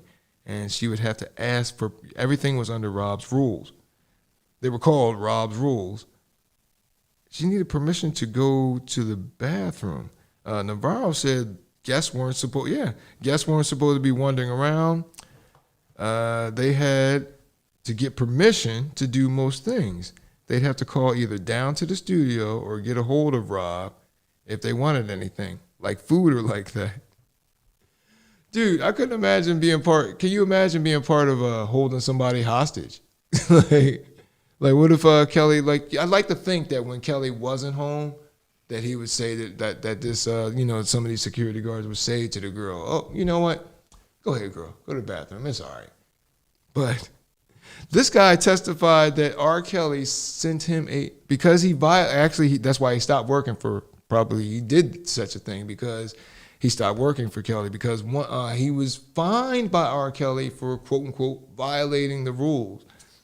R. Kelly had this man sent Navarro. R. Kelly had Navarro sent a paycheck for $0 once for violating those rules. I couldn't imagine. A check. Them's fighting words right there. A check for $0. In our next story, a Colorado lieutenant, Chicago police lieutenant, he allegedly shoved a flashlight between the buttocks of a handcuffed carjacking subject. 17-year-old handcuffed carjacking subject. The teen allegedly carjacked a man at gunpoint and later bailed out of the car and ran. After police gave chase, the teen surrendered in an alley in the Belmont-Cragen neighborhood of Chicago. They grabbed him trying to scale a fence. The teen was complaining about the handcuffs being too tight. Why? After you just made them chase you, why even mention that? That's an inconvenience you're just going to have to suffer right now. Because you know if the handcuffs are too tight, you know what they're going to do. What, these handcuffs too tight? They're going to tighten them. Oh my goodness. So, Lieutenant Roman here, who's pictured here, Lieutenant Wilfredo Roman, 44 years old, he then walks up yells to the kid, their 17-year-old carjacking suspect, to shut up, approached him from behind, and shoved the flashlight in between the kid's buttocks. The kid reacted by yelling out, and then when Roman walked away, this footage is caught on the other officer's body cam, and Roman yells, "That's what you get for carjacking." Well, troubling that's where your mind went, Lieutenant, to go with when the kid was, you just gonna take this pen and just go at him there in that area? Like, why is that I don't know. What's even more disturbing, though, about the story is Roman's attorney, James McKay, who said he couldn't believe that his actions landed his client in court, and pointed out that there wasn't any penetration, Your Honor. I mean, the boy had his pants on. What's the problem? The movement, said McKay, quote, "The movement of Lieutenant Roman is a split second. It's only a split second, and it's on the flashiest part of outside clothing," right? Absolutely no injury whatsoever. "This is a spank," said McKay, "or a spanking, for the love of God. I've had nuns that treated me far worse when I was a kid." That's your defense? That's a disturbing one. One, it's weak. It's weak on a legal premise. Two, it's weak morally. Like, it's okay to just. I mean, I get it. I get it from the perspective that you want to show an armed carjacker. He's an armed carjacker. This is a guy who's a threat to society. He could have shot that person. He could have caused an accident with many folks on multiple, causing further injury, property damage, etc. But whoa, what's he gonna learn from that flashlight in his rectum? I guess that you never want to be in this situation again. I guess that's it. Judge Arthur Willis took issue with McKay's repeated reference to the teen's alleged involvement in the carjacking. The fact that the individual may have engaged in a serious felony offense does not mean that he should be treated in any way different than anyone else who may have come in contact with police. That is not an argument that this court finds very persuasive. Juvenile charges against the 17-year-old and another teen accused in the carjacking are pending. Judge Willis allowed Roman to go free on $5,000 bond. And Willis denied prosecutors' request that Roman surrender his FOID card and all his weapons. Said the judge, "I will not order him to turn in his weapons at this time. That will be for the Chicago Police Department to decide." So, as far as trial,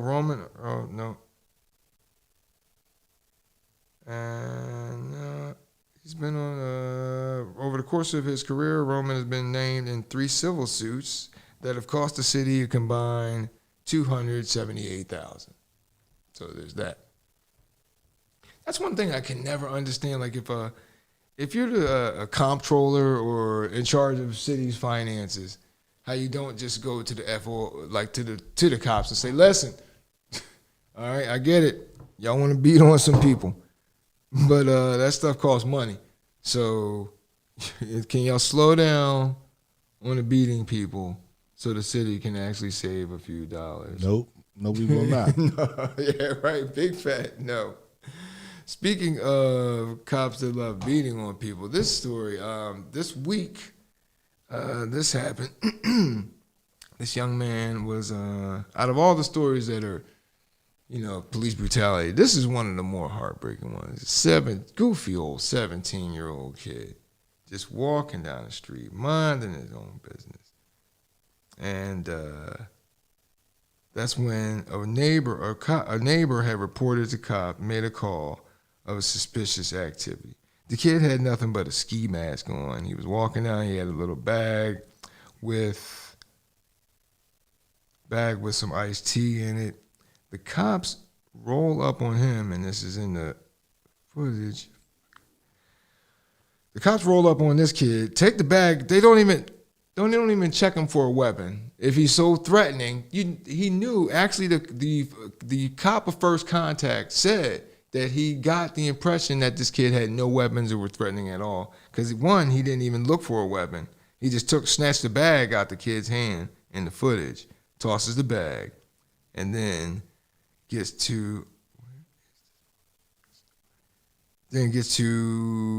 accosting the kid. That's when another officer comes up, and then eventually they take the kid down. If you haven't heard the story, that's when officers are struggling with the kid. He can't breathe. And then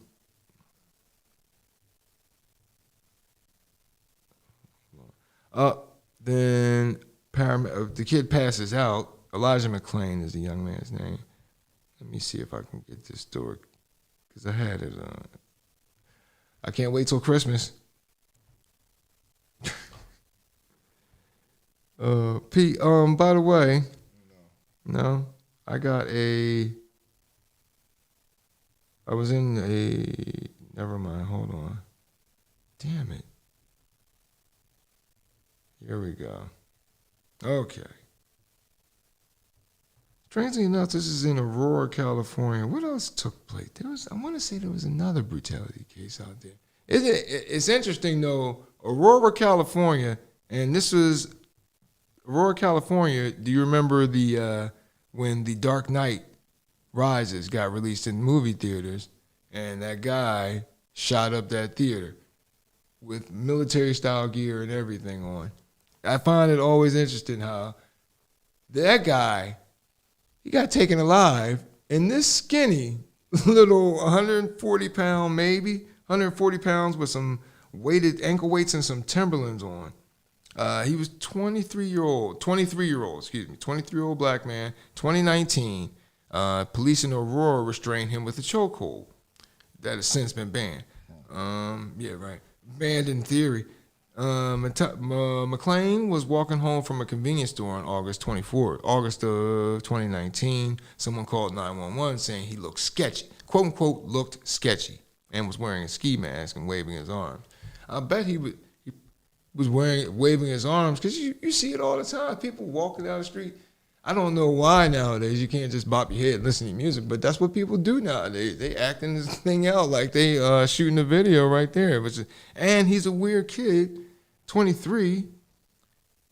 At the time, police arrived, and after struggling to handcuff McClain, officers brought him to the ground and used the chokehold to render him unconscious.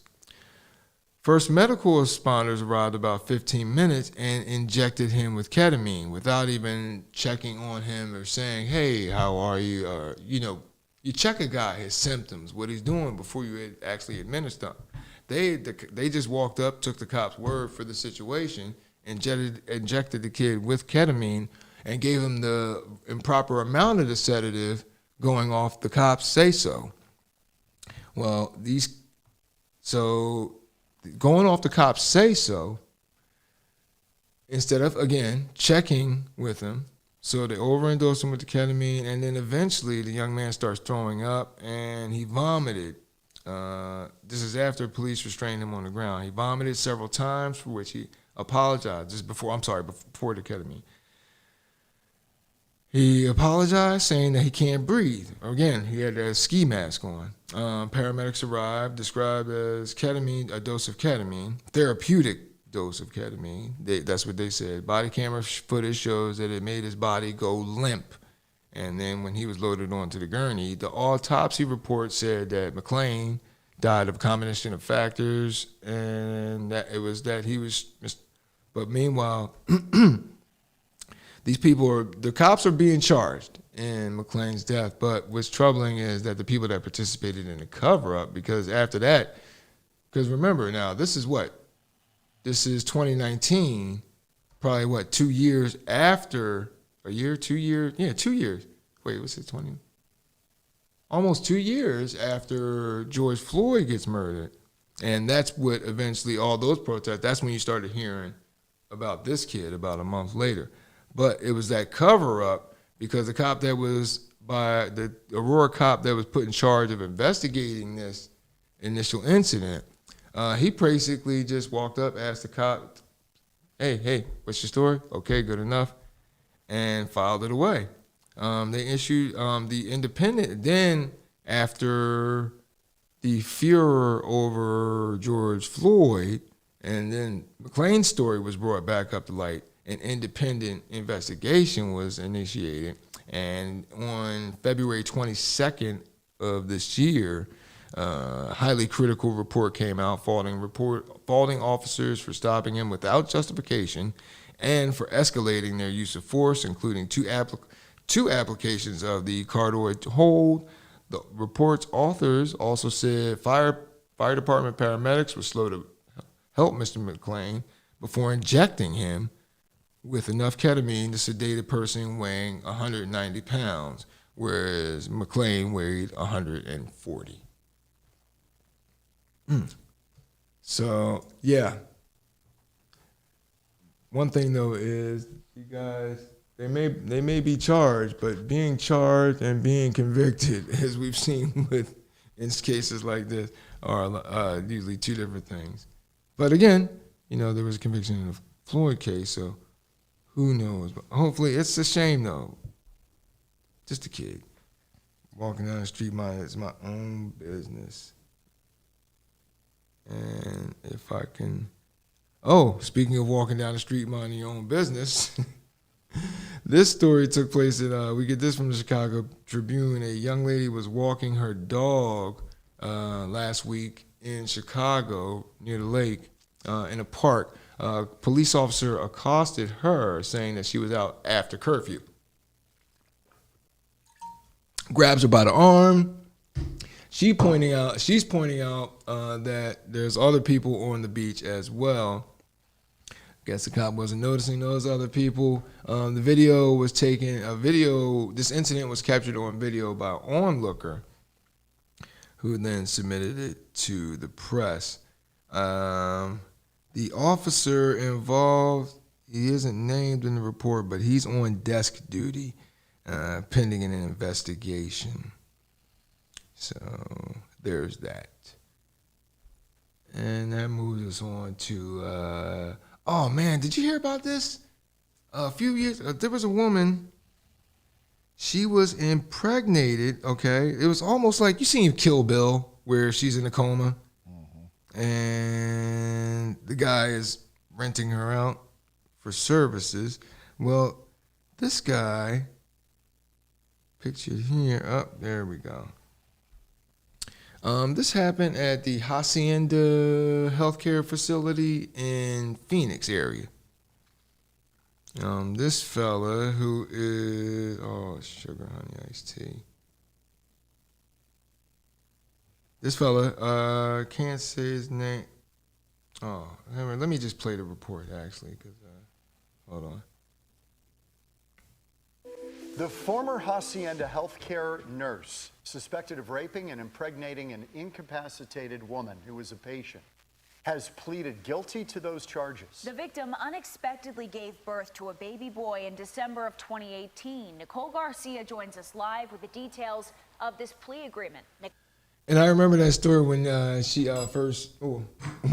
couple of years ago, when they first reported on the crime of itself. Because can you imagine you're working, like the people that are working there, and they're caring for this incapacitated woman, and then one day she's going into labor, like even though she's laying there pretty much in a vegetative state for all intents and purposes.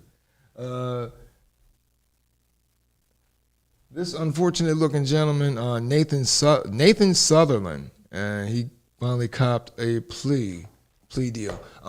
At first he denied it until that DNA, they ran the DNA on him. They took DNA from all the workers. So when they discovered that she was pregnant, that's when they went around, all the male staff, got a DNA sample from everybody. And then eventually, you knew that was coming, that he was going to get caught. Can you imagine, though? I get it. He's an unfortunate-looking fella. His hairline ain't right, But, you see dudes that are butt ugly getting played all the time from gorgeous women. So, all he had to do was work on his game. But He might be a little mentally incapacitated too. No, that's some necrophiliac stuff. Be doing a woman like that, especially at work. How do you do that? Oh, my bad. What time is it? 10:52. Oh shit, for real? Well then, moving on. You know what then? Skipping ahead. Oh my goodness, hold on real quick. There was I can't skip ahead. So. Okay. No? Oh, okay. Gotcha. There was a stolen, this straight out of Bad Boys. This guy stole a crematorium van, and the bodies went spilling out onto the road. Oh, this guy. Dog poop. A woman was attempted kidnapping, and she, you know what, got to pick up after your dogs. This guy attempted to kidnap a woman while she was out walking her dog, and she used the dog poop to fend him off, hitting him in the face with it, and there we go. She's not kidnapped. Next story, the stolen crematorium van. Vans filled out on the streets. And then a stolen Amazon van by a former employee. This took place in Boston, Norwood, Boston. A man stole the van. He showed up at the facility, got in an argument with the former manager, then turned around, jumped in the van, and led police on a chase from there. That moves us on to This Week in History. And This Week in History, the upcoming September, so today's the 5th, so coming up This Week in History, tomorrow, Leningrad was named St. Petersburg. We also got Bishop Desmond Tutu on September 7th, 1986. Bishop Desmond Tutu became the first Archbishop of South African Anglicans. And September 7th, 94. The U.S. Army closes headquarters in Berlin, ending its occupation there. September 8th, in 1900, a hurricane with 20 mile per hour wind struck Galveston, Texas, killing 8,000 people. Huey P. Long was shot September 8th, 1835. And a month after resigning, on September 8th, 1974, a month after resigning from office, Nixon is given his pardon, and on September 8th, 1941, the German army began its blockade of Leningrad, lasting until January 1940, resulting in the deaths of almost 1 million Russian civilians. Gator attack in L.A. Oh man, the 77-year-old, all the flooding from Ida, gentleman, he's missing. He's presumed dead. They found a piece of him floating around. They believe a gator may have came up into the flooded home where he was, because according to his wife, he was in waist deep water, and next morning he was missing. So at that age, though, in that water, he's probably easy pickings for those gators. They're strong and stealthy. Speaking of Louisiana, this here is Pinky. She's a rare pink dolphin. She's resurfaced in Louisiana waters. Oh, and Pinky is pregnant. So somebody's got the Pinky's pinkness. And so they're going to tag, or they have her tagged, and they're going to follow. So we'll look for a follow-up story for Pinky Mazel Tov on the new litter. There was a cow in a back seat of a car. This was at an auction. Now, they believe that the guy was leaving an auction. They actually come to find out there was that cow, a full-grown cow, as well as a calf underneath. I mean, you got to think about, that's almost like a good commercial for the car. I mean, you got that kind of space in the back seat where you can put some livestock in there. That's a good commercial. Speaking of improper pets, there was a Bronx cougar in an apartment in the Bronx. People were keeping a cougar in an apartment in the Bronx. They were forced to give that back. This cougar had been there for a while. And And in our next story, Chinese man. Now, we all had some, what's that, them home remedies? Baby, put that foot in some Epsom salt, et cetera, et cetera. Well, over there in China, my man used pretty much a 20 centimeter long, he was constipated for a while. So he tried to use a 20 centimeter long eel to relieve his constipation. He wound up having to go to the doctor after the eel made its way up inside of him. Doctors were able to get the eel out of him. And finally, we have in British Columbia, this guy peed on the counter. We talked about bad people receiving bad service at the counter and reacting badly to it. Well, this gentleman decided to pee on the counter. And I would have cut it off. Huh? Right. My first, I don't know. Wow. But so he stood on the counter, peed, left. Authorities are looking for this gentleman. If you have, again, it's in British Columbia. So, and shoot, I didn't get to do that, but we'll talk about that next week. And hopefully I'll have some more better toys to play with next week. But that brings us to the end of this week's holiday return of the D Train with Darren DeVoue on cmpradio.net. Please don't forget, like or subscribe CMP on YouTube and Facebook. And if you haven't done it, you need to ask yourself why. We'll be back next Sunday, again, from 9 to 11. And I'm assuming all you folks will be back in town, what have you. So hopefully while you're out there, safe travels. P, wear your mask. Continue to wear your mask. Everybody wear your mask. I wish I had 3 of these things on. I figure I'm about to just sew mine into my face. But anyway, thanks to our sponsors, the Mad Greek, delicious and fresh, in Chichester Avenue. Use the Mad Greek, use DoorDash, Uber Eats, or I forget. And you can order the Mad Greek. DoorDash, Uber Eats, and Grubhub. Thank you. All right, and you can order the Mad Greek. Tell them you rode the D Train there. The Browning Group, give them a call. They'll secure and process it all. And that does it. We'll see you next week. Again, be peaceful, productive, and positive, folks. Thanks for joining and have a great day. Uh-oh. We're talking about the heroic work of 2 men. We're going after your train.